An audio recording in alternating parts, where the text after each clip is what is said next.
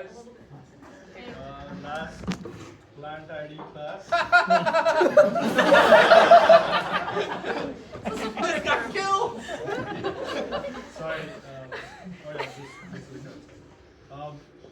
Hey guys, last plant ID class. So happy to be here.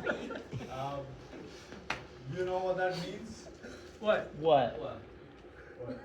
What? Western, you know what that means? Dude! No, You can't do that. we made it. We only have 100 more assignments to go. And so first of all, thank you, Julia, for being the prettiest teacher I've ever had. Jack, where is he? Oh, Jack for being the chillest. Marker. Hopefully you become a doctor and live up to your parents' expectations. Of course, Justin for being here and inspiring me with his sense of humor. So, as we like to say in Earth Science class, you guys passed the vibe check. Good job. When I first came here, when I first moved, I didn't know anyone, and making friends as an adult is kind of weird. But then I found you guys, who are weirder than I am. That's good. And as hey Liam. Bad word.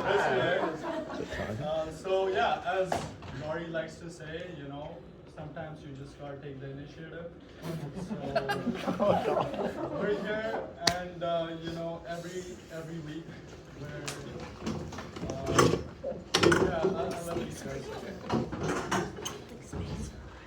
So yeah, every week, we get into the sharing circle, we sniff the same sweet grass.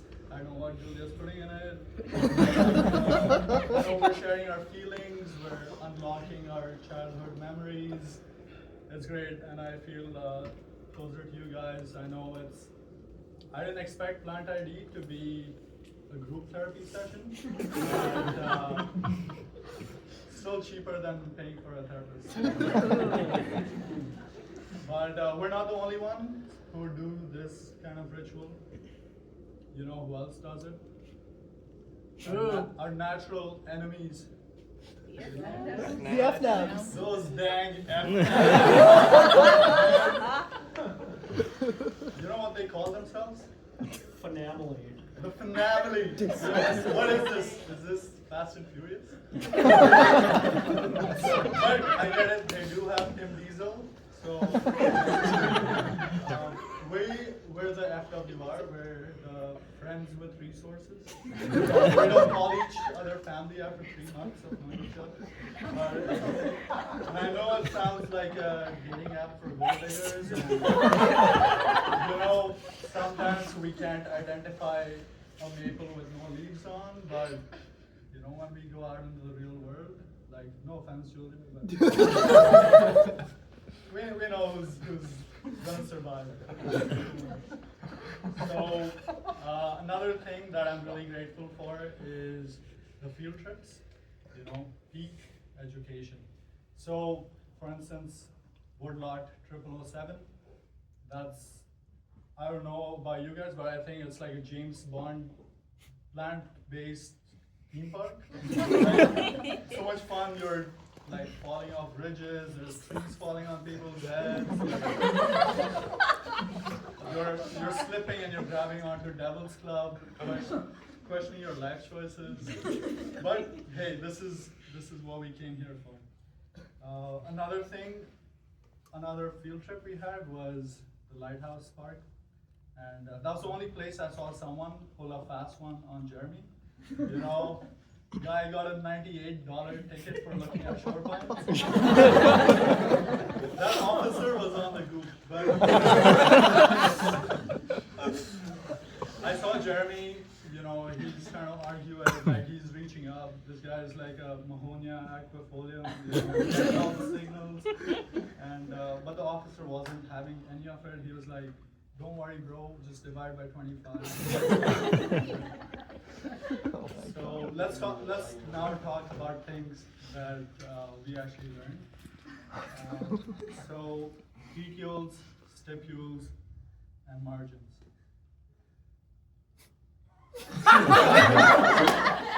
Okay, that just sounds like a law firm Hazel Grace would start. And maybe it's about danger tree assessments. You know, you're walking around. Oh yeah, that guy, butt canker.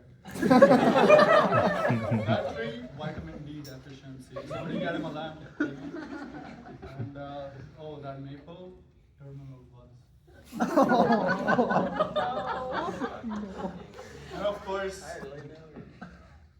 we learned a lot about plant names. So, you know, there's Douglas this, Douglas that. Douglas, please leave some for the rest of us. And then, of course, the false family. You know, false azalea, false hellebore, false lily of the valley.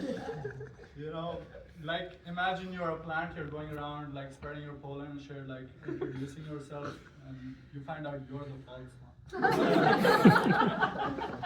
Like your whole identity is really fake.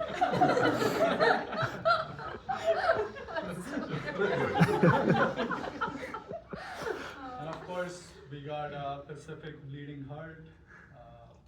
That's just Ben.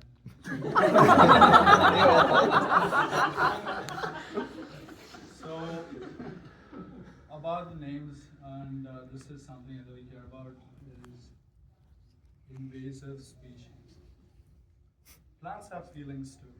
Okay? Like, what if they're just, you know, immigrants trying their hardest to get? Okay, I'm sorry to outcompete you guys, but this soil is so good. Like, what can I do? And now, speaking of species getting together, my favorite Lord of the Rings couple is Lady Fern and Sword Fern. But still a better love story than Twilight. And, I will now talk about plant sex. Yes.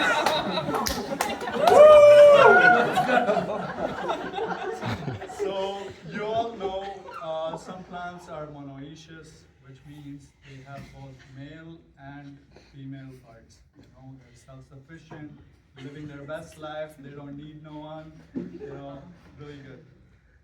And then there are some plants who are dioecious. You know, they need someone.